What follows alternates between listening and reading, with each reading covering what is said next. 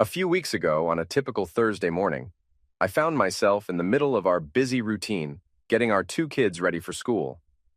At 7:30, the chaos was briefly interrupted by the loud ringing of the phone. I became curious, wondering who could be calling at such an early hour. The caller ID showed an unfamiliar code, which piqued my interest even more. "Hello," I answered cautiously, holding the phone to my ear. To my surprise, it was Claire, my wife, on the other end of the line. I couldn't help but wonder why she was calling when we had just spoken the night before.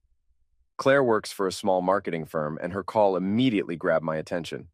I take care of our children and work from home, while she's always on the move, working at a printing company in the center of our town.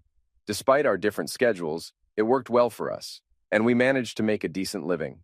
We live in a cozy suburban house with 4 bedrooms and a swimming pool, and we're fortunate to have a wide circle of friends. However, Claire told me that the previous night, when she went to the hotel lobby to get a newspaper, her purse was stolen. "Please cancel our credit cards immediately and request new ones urgently. I've already informed Joy, my boss, about this, and she'll arrange for new American Express company cards to be sent to me overnight so I can have them before I leave tomorrow. She's also going to transfer some money to help me through this," my wife said, sounding worried. "You're usually very cautious with your belongings. Can you clarify what occurred?" Regrettably, I was a bit absent-minded and left my purse at the cashier's counter while I went to grab some more reading material. When I returned, it was nowhere to be found. The cashier mentioned she was occupied with another customer and didn't notice anything unusual. My driver's license was in there too, but the hotel dispatched staff to check the nearby dumpsters. I hope they located it. Otherwise, I might have to rely on a taxi for today's meeting. "Don't worry. I'll handle the credit cards promptly. I apologize for my oversight, dear. Hopefully, apart from about $1,200 in my wallet, we won't face any additional expenses. We can replace the other cards gradually. Fortunately, most of my makeup is still in the room, so I'll be prepared for the morning presentation. How are the kids? I miss the times when we were all together." Let me recount what occurred. Around 6 weeks ago, thankfully, I successfully canceled the credit cards before any unauthorized charges were made. However, the wallet containing my driver's license and other non-credit card items had yet to be recovered, so I pushed that concern aside. Life continued as usual, but I have something important to share today. I came across a statement from Claire's Fidelity account, where she manages a separate investment fund from the inheritance she received after her parents' tragic accident a few years ago. I've always respected her privacy concerning this account, but while searching for our home insurance policy, I stumbled upon a folder containing monthly statements from her personal account. I recalled that the inheritance amounted to around $350,000 following her parents' passing, and I couldn't help but wonder how much it had grown to. To my pleasant surprise, it had expanded to over $400,000. While going through the statement, I noticed a withdrawal of $3,000 from the money market account about 6 weeks ago. My curiosity was piqued regarding how she had utilized that money, so I decided to delve deeper into her money market account. To my astonishment, I discovered that she had written a substantial check to a local jewelry store just a couple of days after losing her purse in the same city. I couldn't help but wonder what she had purchased at that jewelry store. She hadn't mentioned buying anything for me, and I hadn't heard her discuss acquiring jewelry for anyone else. Although she has a brother, I couldn't comprehend why he would require a $3,000 gift. After some contemplation, I decided to turn to the computer and visit the jewelry store's website. I jotted down their phone number for further inquiry.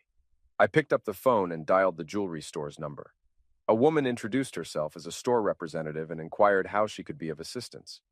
After providing my name and specifying the transaction I wished to inquire about, I explained that we had encountered an issue with the purchase and were wondering if there was a store warranty in place. She proceeded to search for the transaction in her computer and then inquired about the nature of the problem with the rings. I found myself momentarily puzzled, wondering what kind of rings she could have bought. Fortunately, the woman on the phone swiftly clarified, "Oh, I remember this purchase. When she visited our store, she was visibly distressed and mentioned that her wedding and engagement rings had been stolen. She wanted to replace them, which proved to be quite a challenging task. While we were searching for suitable options to meet her needs, she used the company's credit card as a collateral and later sent us a check to cover the cost. Now that you've mentioned the issue with the rings, I'd like to assure you that our store provides a 90-day warranty for such situations. Is it possible that the diamond setting has become loose? This is perplexing because she spoke of replacing the wedding and engagement rings, but never indicated that she had lost them, only mentioning the theft of her purse. It took me some time to process this new information. Listen, I conveyed to the woman on the phone. I need to have a discussion about this with my wife before making any further decisions. I'll get back to you later. With that, I bid her farewell. While she appeared somewhat puzzled, my own bewilderment was far more overpowering. It was becoming increasingly apparent that the rings should have been inside her purse when it was stolen. But why would she carry them in her purse if she had no intention of concealing her marital status from others? To the best of my knowledge, there were no professional constraints related to revealing one's marital status. However, if she wanted to appear unmarried in specific social circumstances, disconcerting thoughts began to circulate in my mind, suggesting that she might have contemplated engaging in an extramarital affair while away from home. The mere notion of it made my stomach churn. We had been married for 11 years and were blessed with two wonderful children, Jeremy, age 7, and Melissa, age 6. I believed we had a flawless marriage and a picture-perfect family. Our personal life seemed gratifying to me, or at least that's what I had believed. She traveled once a month, staying for 2 or 3 nights in distant cities. If she harbored intentions of such actions, she might have seen it as a discreet opportunity. It seemed that losing the rings had deeply troubled her, leading her to opt for replacements that closely resembled the originals. I had purchased those rings with my modest earnings, so they were not extravagant, and crafting a near replica wasn't too costly. She could have reported the loss to the insurance company, but I probably would have found out if her purse was genuinely stolen at the hotel. She should have reported it. I couldn't help but wonder what she claimed as missing. I decided to locate the hotel's contact number and made the call. I asked about any records related to the theft of my wife's purse.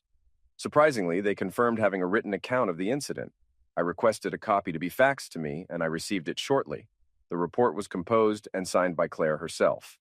In the statement, Claire mentioned that her purse was stolen while she was dancing in the hall. She had left her purse at the booth where she was seated, and upon her return, it had vanished. Remarkably, Claire explicitly noted her hesitation to involve the police. As I absorbed this information, my thoughts raced, overwhelmed by the implications of what I had uncovered. She had deceived me, not only by concealing the truth about the stolen rings, but also by inventing a story about shoplifting. While there could be an alternative explanation, my mind couldn't come up with anything other than the unsettling thoughts swirling in my head. It became clear that I needed to uncover the significance of losing those rings, or else they would persistently occupy my thoughts and drive me to madness. One thing was increasingly evident. Those rings were inside her purse when she was dancing with an unknown man. Several weeks had elapsed since the incident, and she was about to embark on another trip in a few days. I realized I needed to gather more details about the schedule for her upcoming trip. I wanted to comprehend what she typically did in the evenings outside our home. If she was involved with other men, perhaps losing the rings had served as a wake-up call, prompting her to reassess her behavior. I knew that if I discovered her infidelity, it would likely spell the end of our marriage, though I dreaded considering how it might impact our children. She was undoubtedly a great mother, but I couldn't bear the thought of her having custody of the kids, especially with her frequent business trips. My mind raced, desperately seeking any potential clues to shed light on her faithfulness. What other information might hint at her actions during her trips? Did she engage in unprotected encounters or insist on using contraceptives? I assumed she would opt for protection because she wouldn't want to risk bringing home infections or the possibility of an unwanted pregnancy. After all, I had a vasectomy after the birth of our second child, rendering pregnancy impossible. She couldn't rely on the men she met having protection, so she must have had her own supply. One question remained. Where did she keep them? It was unlikely she stored them at our house or in the car, so the office seemed the most likely place. She probably carried them with her on business trips. I knew she transported her work papers, laptop, and presentation materials in a large briefcase she kept in her office, but if she had an early morning flight, she'd bring her bag home the night before, then pack it in a suitcase for the airport. This detail was crucial. I needed to find an opportunity to search the briefcase before her departure. I hoped her next trip involved an early morning flight. I made a deliberate choice to remain calm and composed, not displaying any signs that something was amiss. As it happened, when the kids returned from school, I was occupied with various tasks and had little time to dwell on my suspicions. Nonetheless, the specter of her infidelity continued to linger in the back of my mind. When Claire returned from work, I found myself in a bit of a mess. While preparing dinner, I accidentally spilled a dish of beans, creating a mess on the floor. The resulting chaos of cleaning up and managing the kids' activities left me looking somewhat disheveled. Fortunately, she didn't seem to notice any unusual behavior from me at that moment. After the commotion settled and everything was cleaned up, I greeted her with a kiss on the cheek. We sat down at the table as we normally did to enjoy dinner and engage in our typical chit-chat. Given our usual routine, I didn't expect her to have any growing suspicions about her upcoming trip. "So, you're heading out on another trip in a couple of days?" I asked. "Yes," she replied with little enthusiasm. "It's the same old routine. I'm not looking forward to it." My curiosity prompted me to dig deeper. "If you don't enjoy it, have you considered applying for a different role? You've been with the company for quite some time and have a good understanding of various aspects of its operations. I think you could adapt to almost any position." She mentioned her desire to gain more experience before transitioning to a desk job. However, I gently appealed to her conscience regarding the kids. "And I really miss you when you're not home," I added, hoping to evoke a sense of guilt. "I know. I'm sorry," she responded sympathetically. "I miss all of you too." Seeking more details, I continued. "So, where exactly are you headed this time? Will you be leaving in the morning, giving us a chance to spend some time together before your departure?" I held her gaze, mindful that our children could hear us. Despite trying to appear normal, my anxiety was evident as my stomach rumbled, making it difficult to eat. She seemed to think everything was fine, as her reaction mirrored mine. I wondered if she had stomach issues, but it turned out she was eating without much enjoyment. Perhaps my suspicions were unfounded, but the urge to search her briefcase still lingered, as it could potentially provide insight into her loyalty. "I'm only going to Denton, so I'll be leaving tomorrow morning at 7:30, she mentioned. "I need something to keep me going until I return on Friday," she added playfully, giving me a wink. I responded in a similar playful manner, trying to maintain a sense of normalcy. To my surprise, she blushed in response. Her comment about bringing her briefcase home the night before her trip suggested she wouldn't be stopping at the office before heading to the airport. Given her seemingly genuine attitude about the upcoming trip in front of our children and me, one might assume that either she hadn't been involved in any infidelity during her travels, or she had become skilled at concealing such behavior. I hoped to uncover the truth when I examined the contents of her briefcase on the evening before her planned trip. Claire returned home in high spirits. She parked her car next to mine in the garage as usual and appeared visibly excited. This left me wondering if her excitement was due to our conversation or if there was another reason behind it. Upon entering the house, she didn't bring her briefcase with her, assuming it was still in the car. I was busy preparing dinner, so we sat down at the table. She casually asked if I could retrieve her suitcase from the garage after we finished eating. "Certainly," I replied, trying not to show any signs of suspicion. "Are you all set for your trip?" she asked, trying to reassure me. "Oh, yes, it's a routine trip. My briefcase is in the car, ready for the journey. I'll pack an overnight bag with the essentials." In an effort to maintain a sense of normalcy, I inquired, "Do you have any plans while you're away?" "No. The kids and I will stick to our usual daily routine during the week. Maybe we can plan something family-friendly for the weekend," she replied, showing enthusiasm for the idea. "Sounds like a plan," I responded genuinely. After we finished dinner, she kindly helped me clear the table in the kitchen and loaded the dishwasher. Once we were done, she headed to the bedroom to pack her things while I made my way to the garage to retrieve her suitcase.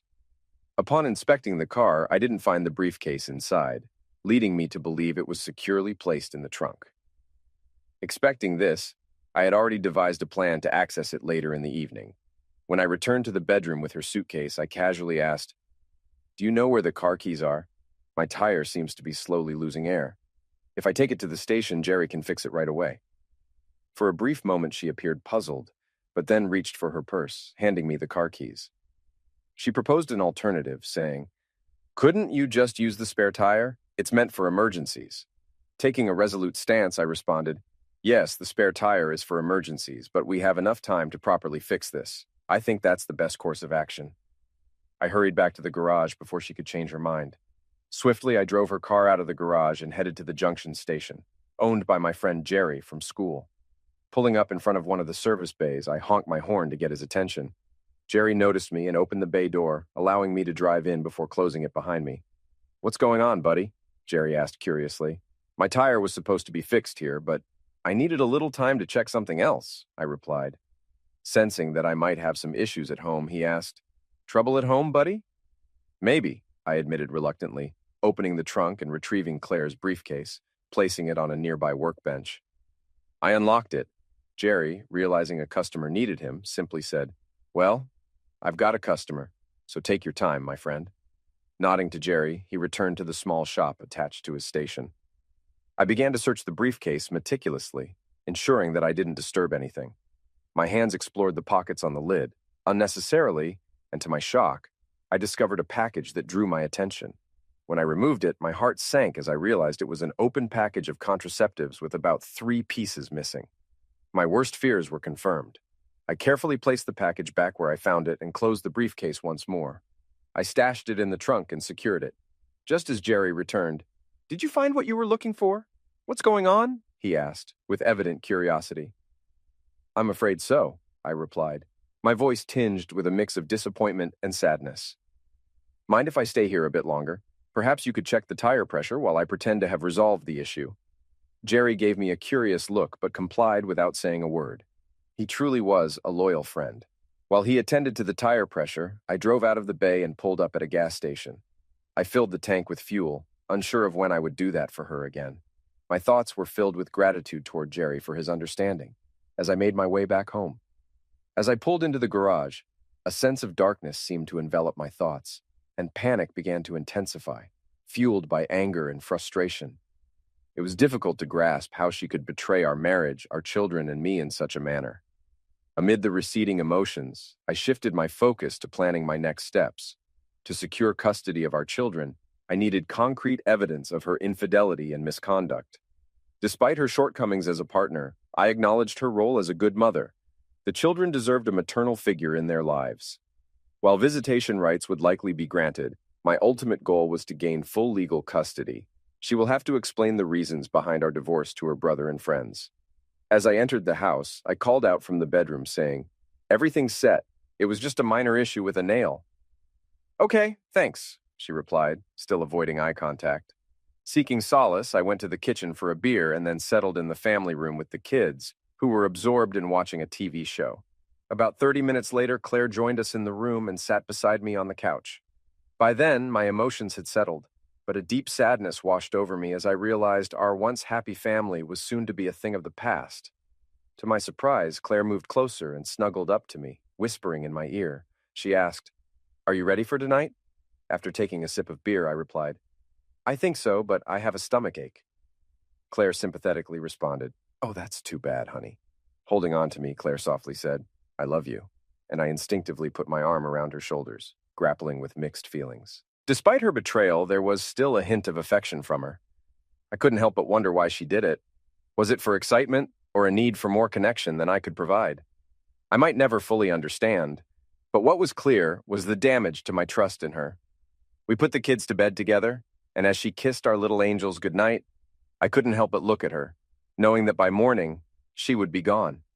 Their young minds were already accustomed to her frequent travels, so their unease was minimal. That night, we made love, but it lacked the usual passion. Sensing my distress, Claire asked anxiously, "Is your stomach still bothering you, dear?" I nodded and replied, "Yes, but I can handle it." Desperately hoping she would choose our love and marriage over the upcoming trip, I asked, "Do you really need to go on this trip?" Deep down, I wished it were all just a nightmare that would vanish. She sighed and replied apologetically, "I'm sorry, honey, but this trip is necessary. I'll do my best to wrap things up and return home as soon as I can. I'm really looking forward to the weekend with all of you." With a heavy heart, I sighed and said, "Okay, honey, it's time to get some sleep. You have to get up early for your flight. I'll take a quick shower now so I won't have to worry about it in the morning." "Okay," I replied. While she stepped into the shower, an impulse led me to inspect her suitcase to see what she had packed. Though the clothes on top seemed businesslike, I was surprised to find, upon closer examination, a selection of her most seductive lingerie and a small black cocktail dress in which she always looked irresistible. Respecting her personal space, I carefully returned everything to its place, closed the suitcase, and went back to bed. I couldn't sleep that night. and when I heard Claire stirring around 5 a.m., I remained in bed, choosing not to bid her farewell as was our custom. I felt a mix of weariness and sadness. Bending down to give me a kiss on the cheek before leaving, she inquired, "Still not feeling well, honey?" I simply nodded, struggling to express the turmoil within me. With the sound of the garage door closing, I finally got out of bed and made my way to the shower. I knew the day ahead would be filled with challenges. After seeing the kids off to school and having breakfast, I turned to the phone book to search for private detective services in the yellow pages. My main criteria were to locate an agency with a nationwide presence, preferably in the city Claire was heading to. I reached out to several agencies and eventually found one with a branch in her destination area. I set up a meeting with them for the same morning, hoping they could provide the necessary information. Next on my agenda was finding a divorce attorney. A friend had recommended a specific lawyer, so I found his contact details and gave him a call.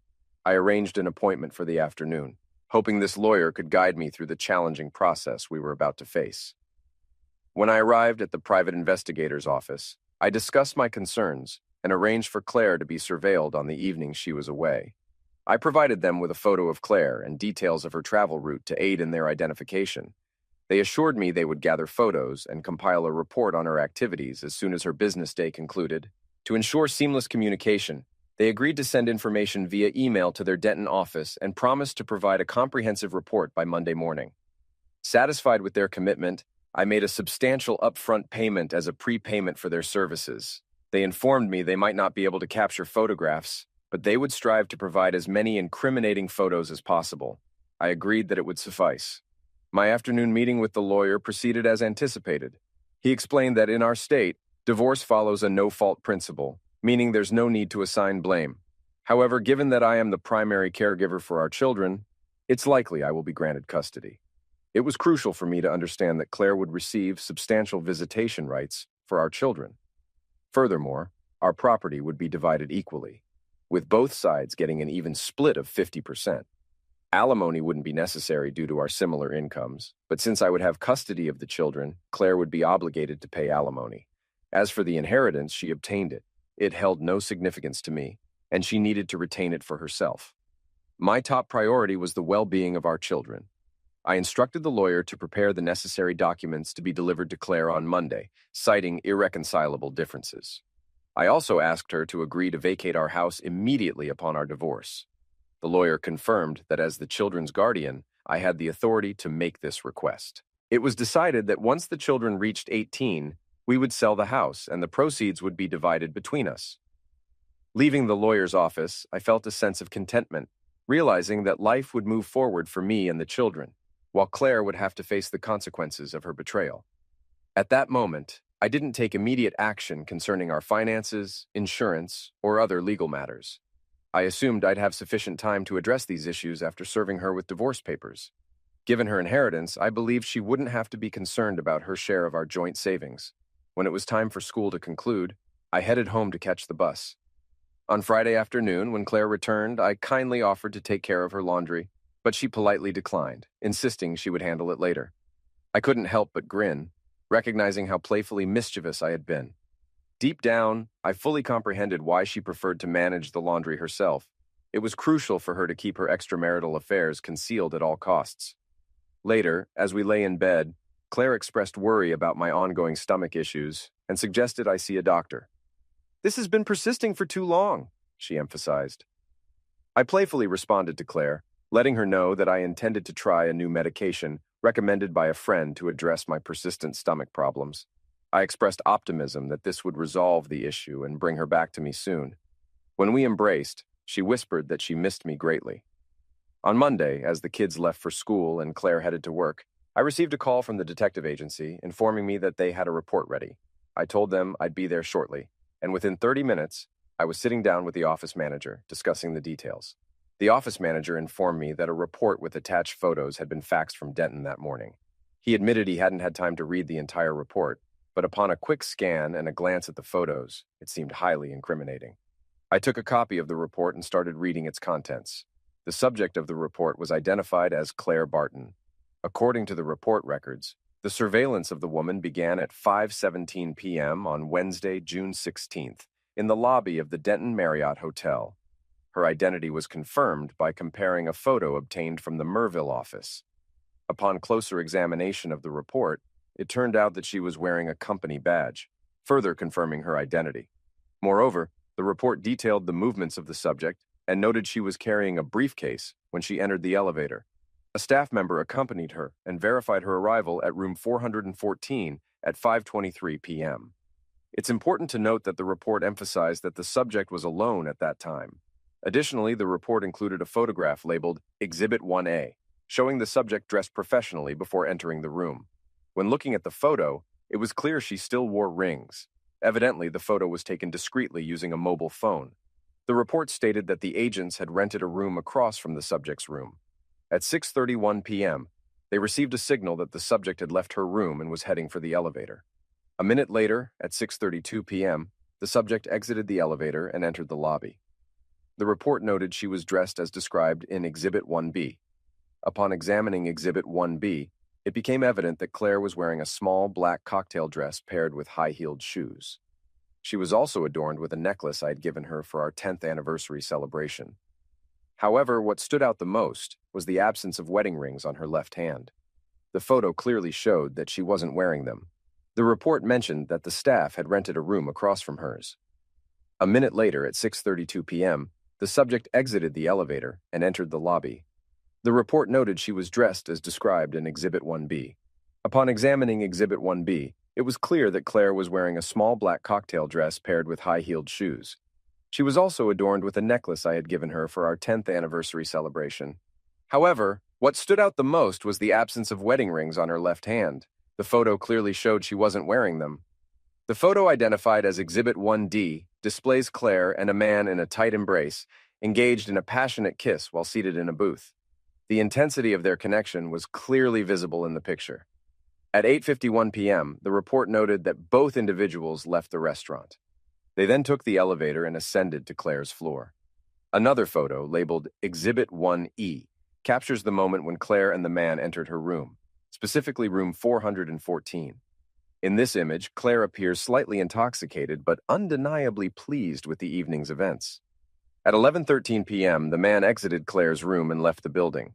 The report included the license plate number of a car registered to Alexander B. Tate, residing at 1424 Alia Drive in Denton.